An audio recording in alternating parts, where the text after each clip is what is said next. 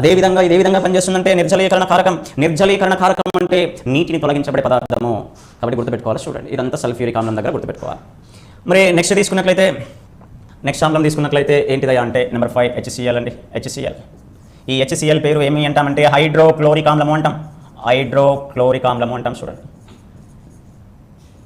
మరి ఈ హైడ్రోక్లోరిక్ ఆమ్లం యొక్క ఫార్ములా వచ్చేసి HCl అండి. HCl.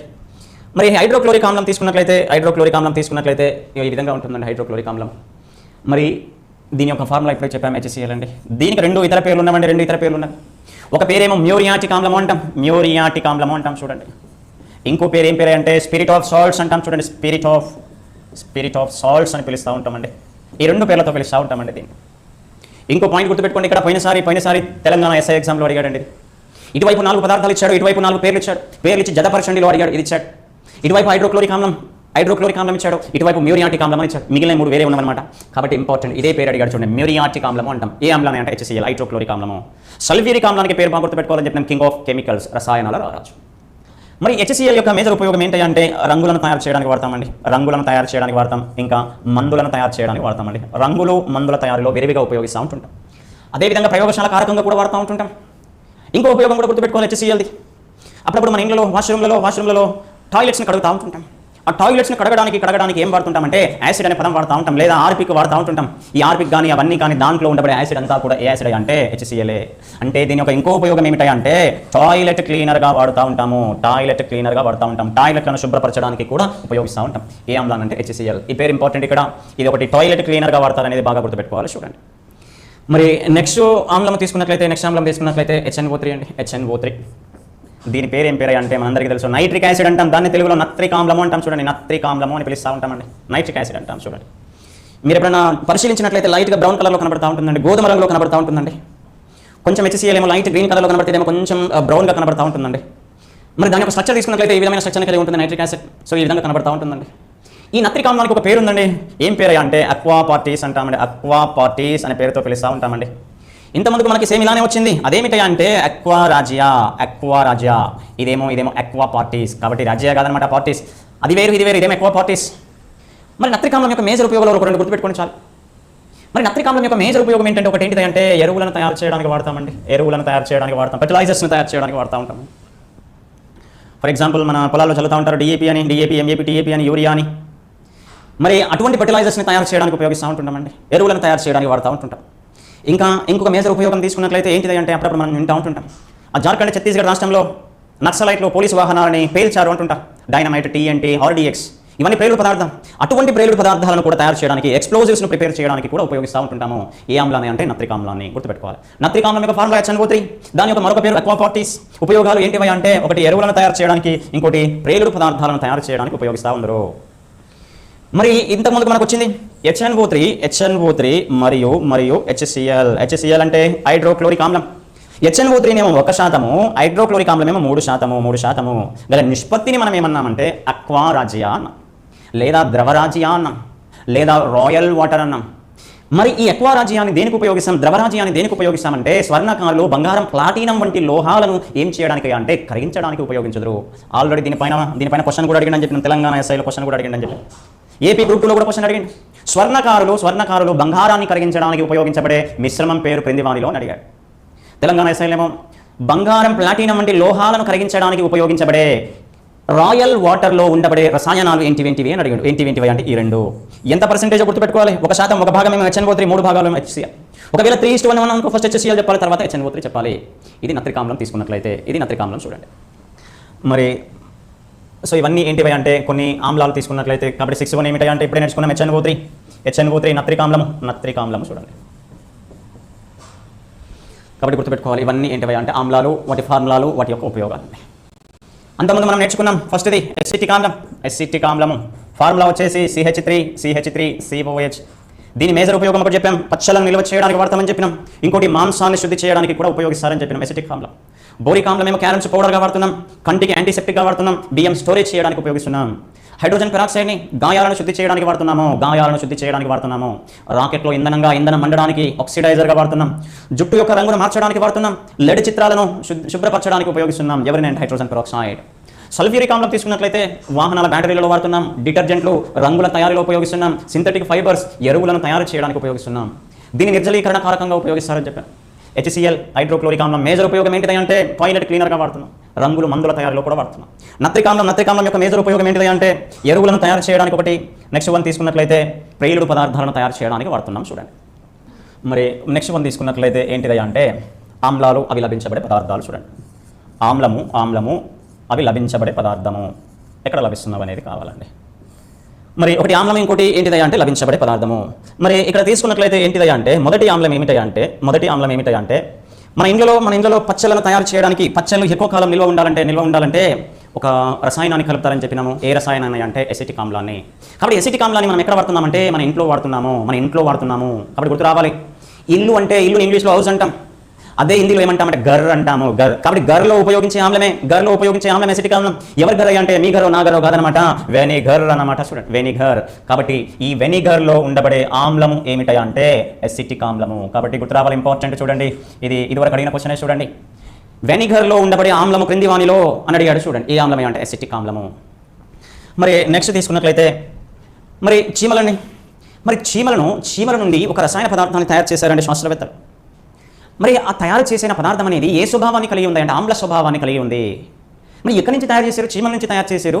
ఏ స్వభావాన్ని కలిగి ఉంది? ఆమ్ల స్వభావాన్ని కలిగి ఉంది. మరి దానికి ఏం పేరు పెట్టాలో అర్థం కాక చీమల నుంచి తయారు చేయడం వలన చీమలని లాటిన్ భాషలో ఏమంటామంటే ఫార్మికా అంటాము. తయారు చేయబడిన పదార్థ స్వభావం ఏంటి? ఆమ్లం. కాబట్టి ఫార్మిక్ ఆమ్లము అన్నమాట. చూడండి, ఫార్మిక్ ఆమ్లము గుర్తు రావాలా చూడండి. కాబట్టి ఫార్మిక్ ఆమ్లము లభించబడే పదార్థాలు ఒకటి చీమలండి. ఇంకోటి ఏంటివంటే తేనెటీగలు, హనీబీస్, హనీబీస్. చూడండి, మరి ఫార్మిక్ ఆమ్లం యొక్క యూపీఎస్సీ పేరు ఒకటి గుర్తుపెట్టుకోవాలి. మిథనోయిక్ ఆమ్లము అంటాం, గుర్తుపెట్టుకోవాలి. చూడండి, మిథనోయిక్ ఆమ్లము అని పిలుస్తూ ఉంటామండి. ఇందాక ఎసిటిక్ ఆమ్లం వచ్చింది. ఈ ఎసిటిక్ ఆమ్లాన్ని ఏమని పిలుస్తూ ఉంటామంటే గుర్తుపెట్టుకోండి, ఇథనోయిక్ ఆమ్లము అని పిలుస్తూ ఉంటామండి. ఇథనోయిక్ ఆమ్లము అంటుంటాం. చూడండి, ఎసిటిక్ ఆమ్లం, ఇథనోయిక్ ఆమ్లం. అదే ఫార్మిక్ ఆమ్లాన్ని ఏమంటామంటే మిథనోయిక్ ఆమ్లము. ఎక్కడ లభిస్తుంది అంటే లభించబడే పదార్థాలు చీమలు మరియు ఏంటివంటే తేనెటీగలు. మరి నెక్స్ట్ ఆమ్లం తీసుకున్నట్లయితే ఇది వెన్న. ఈ వెన్నలో ఒక ఆమ్లం ఉంటుందండి. వెన్నని ఇంగ్లీష్లో ఏమంటామంటే బటర్ అంటుంటాం. మరి ఇది కూడా ఏ పదం నుంచి వచ్చిందంటే లాటిన్ పదం నుంచే. బ్యూటీరము అంటే వెన్న, బటర్. అందుకనే వెన్నలో ఉండే ఆమ్లం ఏమిటా అంటే బ్యూటరిక్ ఆమ్లం. చూడండి, బ్యూటరిక్ ఆమ్లము, వెన్న గుర్తు రావాలి. చూడండి, నెక్స్ట్ ఆమ్లం తీసుకున్నట్లయితే ఫర్ ఎగ్జాంపుల్ మనకు ఆయిల్ దొరుకుతూ ఉంటుంది షాపులలో. ఇది ఏ ఆయిల్ అంటే ఆలివ్ ఆయిల్. ఈ ఆలివ్ ఆయిల్లో కూడా ఒక ఆమ్లం ఉంటుంది. ఏ ఆమ్లం అంటే ఆలివ్ యాసిడ్. ఇదేమిటా అంటే ఆలివ్ ఆయిల్. కాబట్టి ఆలివ్ నూనెలో ఉండబడే ఆమ్లమే ఆలివ్ యాసిడ్. మరి నెక్స్ట్ తీసుకున్నట్లయితే అప్పుడప్పుడు మనం వంట చేసుకుంటూ ఉంటుంటాం. ఆ వంట చేసుకునేటప్పుడు, కూర ఉండేటప్పుడు అప్పుడు ఆయిల్ వేస్తూ ఉంటాం. ఏం ఆయిల్ అంటే ఫామ్ ఆయిల్. ఈ ఫామ్ ఆయిల్ చెట్లు ఉంటాయండి. ఈ ఫామ్ ఆయిల్ చెట్ల నుంచి తయారు చేయబడింది ఏమిటి అంటే ఫామ్ ఆయిల్. ఈ ఫామ్ ఆయిల్లో ఉండబడే ఆమ్లం ఏమిటి అంటే ఫామిటిక్ ఆమ్లము. గుర్తుపెట్టుకోవాలి. చూడు, ఫామ్ ఆయిల్, ఫామిటిక్ ఆమ్లము. మరి నెక్స్ట్ వన్ తీసుకున్నట్లయితే అప్పుడప్పుడు మనం యాపిల్స్ తింటూ ఉంటుంటాం. యాపిల్స్ నోట్లో పెట్టుకుంటే లైట్గా పుల్లగా అనిపించేస్తూ ఉంటాయి. పుల్లగా అంటే ఇదివరకు చెప్పిన ఆమ్లం. కాబట్టి యాపిల్ కొంచెం పుల్లగా ఉండడానికి గల కారణం ఏంటంటే దాంట్లో ఏదో ఒక ఆమ్లం ఉంది. ఆ ఆమ్లము ఏం పేరే అంటే మాలిక్ ఆమ్లం. చూడండి, మాలిక్ ఆమ్లము. దేంట్లోనే అంటే యాపిల్. కాబట్టి యాపిల్లో ఉండబడే ఆమ్లమేమో మాలిక్ ఆమ్లము, వెన్నలో ఉండబడే ఆమ్లమేమో బ్యూటరిక్ ఆమ్లము, ఫామ్ ఆయిల్లో ఉండబడే ఆమ్లమేమో ఫామిటిక్ ఆమ్లము, ఆలివ్ ఆమ్లం ఎక్కడ దొరుకుతుందంటే ఆలివ్ నూనె, చీమలలో ఉండబడే ఆమ్లమేమో ఫార్మిక్ ఆమ్లము, ఎసిటిక్ ఆమ్లం ఎక్కడ లభిస్తుంది అంటే వెనిగర్. కాబట్టి గుర్తు రావాలి. చూడండి, అప్పుడప్పుడు మనము నోరు ఊరుతూ ఉంటాం. ఎవరిని చూస్తే నోరు ఊరుతుంది అంటే చింతపండుని చూస్తే నోరు ఊరుతూ ఉంటుందండి. టామరిన్, చింతపండు. ఎప్పుడైనా చింతపండును చూసినప్పుడు మన నోటిలో లాలాజలం వచ్చి బయటపడతా ఉంటాం. ఎందుకు బయటపడుతున్నాయి అంటే దాని యొక్క పులుపుదనం కారణంగా పుల్లగా ఉంటుంది. ఎవరే అంటే టామరిన్. ఎందుకు పుల్లగా ఉంటున్నాయంటే గ్రేప్స్ కానీ టామరిన్ కానీ లైట్గా పుల్లగా ఉంటాయి. పుల్లగా అంటే గుర్తు రావాలంటే ఆమ్లము. ఆ ఆమ్లం ఏమిటి అంటే ఇదేంటిదంటే టామరిన్. అందుకని టామరిన్కి ఏం చెప్పాలంటే టాటా చెప్పాలి. కాబట్టి గుర్తు రావాలి, టాటారిక్ ఆమ్లం. చూడండి, టాటా చెప్పాలి, టాటారిక్ ఆమ్లము. ఈ టాటారిక్ ఆమ్లము లభించబడే పదార్థాలు నెంబర్ 1 టామరిన్ ఒకటి, గ్రేప్స్ ఒకటి అండి. ఒకటేమో చింతపండు, ఇంకోటి ఏమిటా అంటే గ్రేప్స్, ద్రాక్ష. ఈ రెండిట్లో ఉంటుందండి. ఏ ఆమ్లమే అంటే టాటారిక్ ఆమ్లం, చింతపండు, ద్రాక్ష. కాబట్టి చింతపండుకి ఏం చెప్పాలంటే అప్పుడప్పుడు టాటా చెప్పాలి, గుర్తుపెట్టుకోవాలి. మరి నెక్స్ట్ ఆమ్లం తీసుకున్నట్లయితే మరి అప్పుడప్పుడు టమాటోస్ తింటూ ఉంటుంటాం. టమాటోస్ తిన్నప్పుడు కూడా ఒక ఆమ్లం వచ్చేస్తుంది. ఏ మాట మీ మాట నా మాట కాదన్నమాట, టమాటా. నెక్స్ట్ పాలకూర అన్నమాట, స్పినాచ్. స్పినాచ్లో ఒక ఆమ్లం ఉంటుంది. ఏ ఆమ్లం అంటే యాక్సాలిక్ ఆమ్లం. చూడండి, యాక్సాలిక్ ఆమ్లము ఎక్కడెక్కడ లభిస్తుంది అంటే ఒకటి టమాటోస్, ఇంకోటి స్పినాచ్, పాలకూర. చూడండి, ఇక్కడ ఒక పాయింట్ గుర్తుపెట్టుకోవాలి. మరి అప్పుడప్పుడు మన ఇంట్లో ఈ పాలకూర టమాటాని కలిపి కూర వండరా అంటే ఆ రెండింటిని కాంబినేషన్లో వంట చేయరండి. ఎందుకు వంట చేయరు అనేది మనకు కావాలి. ఆ కలిపి వండితే ఏమవుతుంది అనేది కావాలి. ఆ రెండింటిని కలిపి వండినట్లయితే, పాలకూర టమాటాను కలిపి వండినట్లయితే మన బాడీకి వద్దంటే ఎక్కువ అవుతుంది. ఏ ఆమ్లమయ్య అంటే యాక్సాలిక్ ఆమ్లము. ఈ యాక్సాలిక్ ఆమ్లం అనేది బాడీలోని కాల్షియంతో చర్య జరిపి ఏం ఏర్పడుతుందా అంటే కాల్షియం ఆక్సలేట్ ఏర్పడుతుంది. ఈ కాల్షియం ఆక్సలేట్ ఏర్పడడాన్నే, లేదా ఇంకోటి కూడా వేరే సమ్మేళనాలతో చర్య జరిపి కాల్షియం ఫాస్ఫేట్ కూడా ఏర్పడుతుంది. ఆ విధంగా కాల్షియం ఆక్సలేట్ లేదా కాల్షియం ఫాస్ఫేట్లు ఎక్కడ ఏర్పడుతున్నామంటే కిడ్నీలలో ఏర్పడుతున్నవి. దాన్నే మనం ముద్దుగా పిలుచుకుంటా ఉంటుంటాం స్టోన్స్ ఇన్ కిడ్నీస్. కాబట్టి కిడ్నీలలో రాళ్ళు ఏర్పడుట. ఈ కిడ్నీలలో రాళ్ళు అంటే ఏమిటాయి అంటే ఒకటి కాల్షియం ఆక్సలేట్ లేదా కాల్షియం ఫాస్ఫేట్ ఏర్పడడం అండి.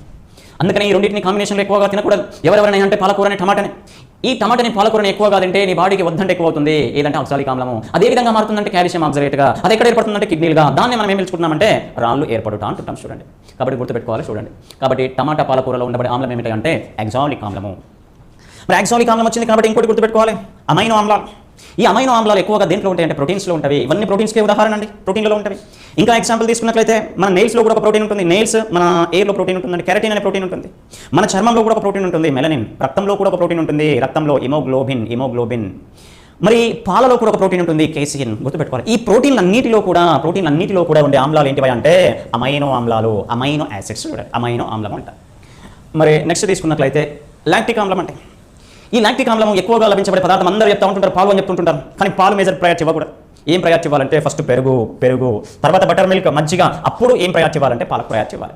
కాబట్టి ఒకటేమో పెరుగు, నెక్స్ట్ ఇంకోటేమో మజ్జిగ, ఇంకోటి ఏమిటాయి అంటే పాలు. దీంట్లో ఉండబడే ఆమ్లం ఏ ఆమ్లమే అంటే లాక్టిక్ ఆమ్లం. చూడండి, కాబట్టి లాక్టిక్ ఆమ్లం లభించబడే పదార్థాలు ముఖ్యంగా పాలు ఫస్ట్ ప్రయారిటీ ఇవ్వకూడదు, పెరుగు ఇవ్వాలి. అందుకనే చూడండి, కొంచెం లైట్గా పెరుగు తీసుకుంటే లైట్గా పుల్లగా అనిపిస్తూ ఉంటుంది, కానీ పాలు అనిపించవు. చూడండి, ఇంకా ఎక్కువ కాలం పెరుగును అలానే నిల్వ ఉంచండి, ఇంకా పుల్లగా అయిపోతూ ఉంటుంది. ఎందుకు పుల్లగా అయిపోతుందంటే దాంట్లో ఇంకా చర్య జరిపి కింద ప్రక్రియలోనే ఇంకా ఆమ్లం ఏర్పడడం వల్ల, లాక్టిక్ ఆమ్లం ఏర్పడడం వల్ల. కాబట్టి ఈ మూడు గుర్తుపెట్టుకోవాలి. నెక్స్ట్ పాలు వచ్చినాయి కాబట్టి పాల నుంచి మనం ఒకటి తయారు చేసుకోవచ్చు. ఒకటి చాయ్ తయారు చేసుకోవచ్చు, ఇంకోటి కాఫీని తయారు చేసుకోవచ్చు, ఒకటి టీని తయారు చేసుకోవచ్చు, ఇంకోటి ఏం తయారు చేసుకోవచ్చు అంటే కాఫీని తయారు చేసుకోవచ్చు. మరి చాయ్లో ఉండబడే ఆమ్లం ఏమిటి అంటే గుర్తుపెట్టుకోవాలి, టోనిక్ యాసిడ్ అంటాం, టోనిక్ ఆమ్లము అంటాం చాయ్లో ఉండబడే ఆమ్లము. అందుకని ఎప్పుడన్నా చూడండి, మరి కాఫీ కూడా ఇక్కడ చూద్దాం. కాఫీలో ఉండబడే ఆమ్లం ఏమిటి అంటే క్లోరోజెనిక్ యాసిడ్ అండి, క్లోరోజెనిక్ ఆమ్లము అంటాం. చూడండి, అందుకని చెప్తా ఉంటుంటారు టీ తాగండి కానీ ఎక్కువ తాగకండి. మరి టీ కానీ కాఫీ కానీ మనం తాగుతున్నామంటే దాంట్లో యాసిడ్ ఉంది. నువ్వు రోజుకో 10-15 టీలు కానీ కాఫీలు కానీ తాగు, వారం రోజుల తర్వాత చూడండి కడుపులో మంట వచ్చేస్తా ఉంది. కడుపులో మంట అంటే గుర్తుపెట్టుకోవాలి ఎసిడిటీ. ఎందుకు ఎసిడిటీ ఫామ్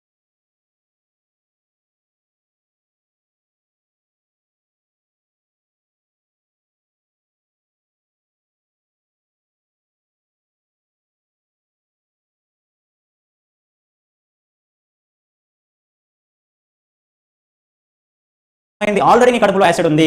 నువ్వు టీ కానీ కాఫీ కానీ విపరీతంగా తాగావు. ఆ తాగడం వల్ల కడుపులో ఆమ్లత్వం పెరిగిపోయింది, యాసిడ్స్ పెరిగిపోయినాయి. అందుకని కడుపులో మంట వచ్చేస్తూ ఉంటుంది. కాబట్టి గుర్తుపెట్టుకోవాలి, టీలో ఉండబడే ఆమ్లమేమో టోనిక్ యాసిడ్, అదే కాఫీలో ఉండబడే ఆమ్లమేమో క్లోరోజెనిక్ యాసిడ్. మరి నెక్స్ట్ తీసుకున్నట్లయితే, మరి అప్పుడప్పుడు మనం ఏమైనా టెస్ట్ చేయించుకోవడానికి డాక్టర్ దగ్గరికి వెళ్ళినప్పుడు, డాక్టర్ దగ్గరికి ఏదైనా జ్వరం వచ్చినప్పుడు వెళ్ళినప్పుడు ఆయన ఒక టెస్ట్ చేయించుకోవాలి అంటుంటాడు. డాక్టర్ ఏం టెస్ట్ అంటే యూరిక్ టెస్ట్ చేయించుకోవాలి, యూరిన్ టెస్ట్ చేయించుకోవాలంటుంటాడు. మరి యూరిన్ టెస్ట్ చేయించుకునేటప్పుడు మనం ఏం చేస్తామంటే ఒక బౌల్లో ఇస్తామండి. ఆ బౌల్లో ఇచ్చిన తర్వాత ఫస్ట్ ఆ ల్యాబ్ టెక్నీషియన్ ఏం చేస్తాడంటే దాంట్లో ఒక పేపర్ పెట్టి చూస్తాడండి. దాంట్లో ఏ పేపర్ పెడతాడంటే నీలి లిట్మస్ పెట్టేస్తాడు. ఎప్పుడైతే నీలి లిట్మస్ పేపర్ దాంట్లో పెట్టాడో వెంటనే ఎర్రగా మారిపోతుందండి. నీలి లిట్మస్ను ఎర్రగా మార్చబడే పదార్థాలన్నీ కూడా ఏంటివి అంటే ఆమ్లాలు. అంటే మూత్రం యొక్క స్వభావం ఏమిటి? ఆమ్ల స్వభావము. ఆ ఆమ్లమే ఏ ఆమ్లమయ అంటే యూరిక్ ఆమ్లము. కాబట్టి మన మూత్రంలో ఒక ఆమ్లం ఉంటుంది అన్నమాట, యూరిక్ ఆమ్లము. కాబట్టి మన యూరిన్లో మూత్రంలో ఉండబడే ఆమ్లం ఏమిటి అంటాడు? యూరిక్ ఆమ్లము. గుర్తుపెట్టుకోవాలి. చూడండి, కాబట్టి యూరిన్ యొక్క స్వభావం ఏమిటి అని కూడా అడగవచ్చు. అడిగితే ఏమిటి అంటే ఆమ్ల స్వభావం. నెక్స్ట్ వన్, ఈ క్వశ్చన్ ఆల్రెడీ అడిగాడండి పోయినసారి ఏపీ కానిస్టేబుల్ ఎగ్జామ్లో అడిగిన క్వశ్చన్. ఏం క్వశ్చన్ అడిగిండే అంటే చెమటలో ఉండబడే ఆమ్లం ఏమిటి? ఇది చెమట అండి. చెమటలో ఉండబడే ఆమ్లం ఏమిటి? ఎప్పుడైనా మీరు చెమటని తీసుకుని నోట్లో పెట్టుకోండి. ఆ నోట్లో పెట్టుకుంటే మీకు ఉప్పుగా అనిపించేస్తూ ఉంటుంది. ఆ ఉప్పుగా అనిపించినప్పుడు కొంచెం లైట్గా పుల్లగా కూడా అనిపిస్తూ ఉంటుంది. ఆ పుల్లగా అనిపించేది ఏమిటయా అంటే లాక్టిక్ ఆమ్లము. కాబట్టి గుర్తుపెట్టుకోవాలి. చూడండి, కాబట్టి చెమటలో ఉండబడే ఆమ్లం ఏమిటి అంటాడు? చెమటలో ఉండబడే ఆమ్లమే లాక్టిక్ ఆమ్లము. ఇది ఆల్రెడీ ప్రీవియస్ బిట్ అండి. మరి నెక్స్ట్ వన్ తీసుకున్నట్లయితే, ప్రతి ఒక్క వ్యక్తి జీర్ణాశయంలో మన కడుపులో ఒకడు ఉంటాడండి. మరి మన కడుపులో ఒక ఆమ్లం ఉంటుంది. ఆ ఆమ్లమే ఏ ఆమ్లమే అంటే హైడ్రోక్లోరిక్ ఆమ్లం అండి, హైడ్రోక్లోరిక్ ఆమ్లము. ఈ హైడ్రోక్లోరిక్ ఆమ్లం అనేది ఎక్కడ ఉంటుందంటే మన జీర్ణాశయంలో, మన కడుపులో ఉండబడే ఆమ్లము. ప్రతి వాని కడుపులో ఉండబడే ఆమ్లము ఏ ఆమ్లమే అంటే హైడ్రోక్లోరిక్ ఆమ్లము. మరి నెక్స్ట్ ఆమ్లం తీసుకున్నట్లయితే మరి పాముల యొక్క విషయంలో కూడా ఒక ఆమ్లం ఉంటుందండి. ఈ పాముల యొక్క విషయంలో ఉండబడే ఆమ్లం పేరు ఏం పేరు అంటే గుర్తుపెట్టుకోవాలి, యార్సెనిక్ ఆమ్లం. చూడండి ఏ ఆమ్లం అంటే యార్సెనిక్ ఆమ్లము, పాముల యొక్క విషము నందు ఉండబడే ఆమ్లం. మరి మనం అప్పుడప్పుడు తాగుతూ ఉంటుంటాం. ఎవరిని తాగుతుంటామే అంటే కూల్ డ్రింక్స్ని తాగుతూ ఉంటుంటాం, కూల్ డ్రింక్స్. లేదా అప్పుడప్పుడు ఇంకేం తాగుతుంటామే అంటే సోడాను కూడా తాగుతూ ఉంటామండి, సోడా. ఈ సోడా కానీ కూల్ డ్రింక్స్ కానీ ఇవన్నీ దేనికి ఉదాహరణ అంటే సాఫ్ట్ డ్రింక్స్ అని పిలుస్తూ ఉంటాం, మృదు పానీయాలు. దీంట్లో ఒక ఆమ్లం ఉంటుందండి. ఆ ఆమ్లము పేరు ఏం పేరే అంటే కార్బోనిక్ ఆమ్లం. చూడండి కార్బోనిక్ ఆమ్లం ఉంటుంది వేటిలో అంటే సాఫ్ట్ డ్రింక్స్. మరి సాఫ్ట్ డ్రింక్స్ ఉదాహరణ ఏం కావచ్చు అంటే కూల్ డ్రింక్స్ కావచ్చు, సోడా కావచ్చు. కాబట్టి సోడాలో ఉండబడే ఆమ్లం ఏమిటి అని అడిగేది వరకు ఈ ఆమ్లం అంటే కార్బోనిక్ ఆమ్లం. చూడండి మరి నెక్స్ట్ ఆమ్లం తీసుకున్నట్లయితే సిట్రిక్ ఆమ్లం అండి. ఇంకోటి సిట్రిక్ ఆమ్లం ఒకటి, ఇంకో ఆమ్లం పేరు ఏం పేరు అంటే అస్కార్బిక్ ఆమ్లం అండి. సిట్రిక్ ఆమ్లం ఒకటి, నెక్స్ట్ అస్కార్బిక్ ఆమ్లం అండి. ఈ సిట్రిక్ ఆమ్లం కానీ అస్కార్బిక్ ఆమ్లం కానీ ఈ రెండు కూడా దేంట్లో ఎక్కువగా లభిస్తాయి అంటే సిట్రస్ జాతి పండ్లలో ఎక్కువగా లభిస్తాయండి, సిట్రస్ ఫ్రూట్లలో ఎక్కువగా లభిస్తాయండి. ఏ ఆమ్లాలు అంటే ఈ రెండు ఆమ్లాలు, సిట్రిక్ ఆమ్లము, అస్కార్బిక్ ఆమ్లము. మరి ఈ సిట్రిక్ ఆమ్లం తీసుకున్నట్లయితే ఈ సిట్రిక్ ఆమ్లం మేజర్గా ఏమిటి అంటే నిమ్మ, నారింజ, ఉసిరి, జామ అని చెప్తా ఉంటామండి. ఇంకా ఏ సిట్రస్ జాతి పండ్లన్నీ కావచ్చు. ఈ అస్కార్బిక్ ఆమ్లం ఎక్కడ ఎక్కువగా లభిస్తుంది అంటే సేమ్ సిట్రస్ జాతి పండ్లే, బాగా ఉసిరిలో ఎక్కువగా ఉంటుంది, జామలో ఎక్కువగా ఉంటుంది, నిమ్మలో ఎక్కువగా ఉంటుంది, నారింజలో ఎక్కువగా ఉంటుంది, అంటే సిట్రస్ జాతి పండ్లలో ఎక్కువగా ఉంటుంది. మరి ఈ అస్కార్బిక్ ఆమ్లం వచ్చింది కాబట్టి ఒక పాయింట్ గుర్తుపెట్టుకోవాలి. అస్కార్బిక్ ఆమ్లాన్ని ఒక పేరుతో పిలుస్తూ ఉంటాం. ఏం పేరు అంటే విటమిన్ సి అని పిలుస్తూ ఉంటాం. కాబట్టి విటమిన్ సి యొక్క రసాయనిక నామం ఏమిటి అంటారు? విటమిన్ సి యొక్క రసాయనిక నామం అస్కార్బిక్ ఆమ్లము.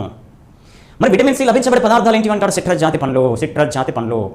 మరి విటమిన్ సి అనేది లోపించడం వలన ఒక వ్యాధి కలుగుతుంది. అది ఏ వ్యాధి అంటే ఈ వ్యాధి స్కర్వీ అనే వ్యాధి కలుగుతుంది. ఏది లోపించడం వలన అంటాడు? Vitamin C. ఒక పాయింట్ గుర్తుపెట్టుకోవాలి, విటమిన్ సి ఇంకో ఉపయోగం ఉందండి, రోగ నిరోధక శక్తిని పెంచును. కాబట్టి రోగ నిరోధక శక్తిని కూడా పెంచును, ఇమ్యూనిటీ పవర్ను కూడా పెంచునండి. ఏ విటమిన్ అంటే విటమిన్ సి. ప్రజెంట్గా ప్రపంచాన్ని వణికిస్తున్నది ఏంటంటే కరోనా మహమ్మారి. ఈ కరోనా మహమ్మారికి ఇంతవరకు వ్యాక్సిన్ తయారు చేయలేదు. మన బాడీ యొక్క ఇమ్యూనిటీ పవర్ ఎక్కువగా ఉన్నట్లయితే ఆటోమేటిక్గా కరోనా వ్యాధిని జయించవచ్చు. అంటే కరోనా వ్యాధితో ఈజీగా బయటపడడానికి ఛాన్స్ ఉంది. మన బాడీ యొక్క ఇమ్యూనిటీ పవర్ని బట్టి ఉంటుంది. ఆ బాడీ యొక్క ఇమ్యూనిటీ పవర్ పెరగాలంటే అప్పుడు ఏం చేయాలంటే విటమిన్ సిని తీసుకోవాలి. ఆ విటమిన్ సి ఎక్కడ ఎక్కువగా లభిస్తుంది అంటే ఈ సిట్రస్ జాతి పండ్లలో ఎక్కువగా లభిస్తుంది. మనం వాట్సాప్లో, ఫేస్బుక్లో వింటున్నాం, కరోనా బారిన పడిన వాళ్ళకి ట్రీట్మెంట్ చేసేటప్పుడు ప్రతిరోజు ఒక విటమిన్ సి టాబ్లెట్ ఇస్తున్నారట. ఎందుకు విటమిన్ సి టాబ్లెట్ ఇస్తున్నారట? వాళ్ళ యొక్క రోగ నిరోధక శక్తి పెరగడం వలన కరోనా వైరస్ అనేది చనిపోతుంది కాబట్టి. అందుకని గుర్తుపెట్టుకోవాలి, రోగ నిరోధక శక్తిని పెంచును. ఇంకో పాయింట్ గుర్తుపెట్టుకోవాలి, విటమిన్ సి వచ్చింది కాబట్టి. ఎప్పుడైనా ఈ సిట్రస్ జాతి పండ్లు ఎప్పుడైనా చూడండి, ఈ సిట్రస్ జాతి పండ్లను ఎప్పుడైనా ఉడకబెట్టి తిన్నారా? ఉడకబెట్టి అంటే వేడి చేసి తిన్నారా? వేడి చేయకూడదు. ఎవరిని అంటే సిట్రస్ జాతి పండ్లను వేడి చేసి తినకూడదు. ఎందుకు అంటే వేడి చేయడం వల్ల విటమిన్ సి ఏమవుతుందంటే కోల్పోతుంది. అందుకనే సిట్రస్ జాతి పండ్లను ఎప్పుడూ కూడా మనం వేడి చేసి తినకూడదు. బాగా గుర్తుపెట్టుకోవాలి చూడండి. ఎందుకంటే ప్రజెంట్గా మన యొక్క రోగ నిరోధక శక్తిని మనం పెంచుకునేటట్లు చేయాలి. అందుకని ఈ సిట్రస్ జాతి పండ్లను ఎప్పుడూ కూడా ఉడకబెట్టి వేడి చేసి తినకూడదు. ఎందుకు తినకూడదు అంటే వేడి చేయడం వల్ల దాంట్లో ఉండే విటమిన్ సి కోల్పోయే అవకాశం కలదు. కాబట్టి గుర్తుపెట్టుకోవాలి. ఈ విటమిన్ సి యొక్క రసాయనిక నామం ఏమిటి అంటాడు? అదేంటి అంటే అస్కార్బిక్ ఆమ్లము. విటమిన్ సి లోపించడం వల్ల కలిగే వ్యాధి ఏమిటి అంటాడు? స్కార్వీ. ఇది బాగా అడగడానికి ఛాన్స్ ఉంది. రోగ నిరోధక శక్తిని పెంచే విటమిన్ ఏంటి అంటాడు? Vitamin C. వేడి చేసినప్పుడు కోల్పోయే విటమిన్ ఏమిటి అంటాడు? విటమిన్ సి లభించబడే పదార్థాలు ఏంటివి అంటాడు? సిట్రస్ జాతి పండ్లు, ఉసిరి, జామ, నిమ్మ, నారింజ, ఇవన్నీ సిట్రస్ జాతి పండ్లకు ఉదాహరణ తీసుకున్నట్లయితే చూడండి. ఇవన్నీ కొన్ని ఆమ్లాలు, అవి లభించబడే పదార్థాలు. ఆమ్లము లభించబడే పదార్థం. చూడండి, ఇంతకుముందుకు ఒకటి మనం నేర్చుకున్నాం ఏంటంటే ఒకటి టాటారిక్ ఆమ్లం అనేది వచ్చింది. టాటారిక్ ఆమ్లము అప్పుడప్పుడు మనము ఇంట్లో ఉన్నప్పుడు, బయటకు వచ్చినప్పుడు, లేదా బావి దగ్గరికి, అడవి దగ్గరికి వెళ్ళినప్పుడు స్కార్పియో బైట్ అంటుంటారు. తేలు కుడతా ఉంటుందండి. ఆ తేలు కుట్టినప్పుడు ఏం చేస్తుంటారంటే అక్కడ ఒక పౌడర్ని రాస్తూ ఉంటుంటారండి. అదేంటిది అంటే గుర్తుపెట్టుకోవాలి, టాటారిక్ ఆమ్లాన్ని ఉపయోగిస్తూ ఉంటారండి. టాటారిక్ ఆమ్లము. కాబట్టి తేలు కుట్టినప్పుడు ఉపయోగించబడే ఆమ్లమే టాటారిక్ ఆమ్లము. నెక్స్ట్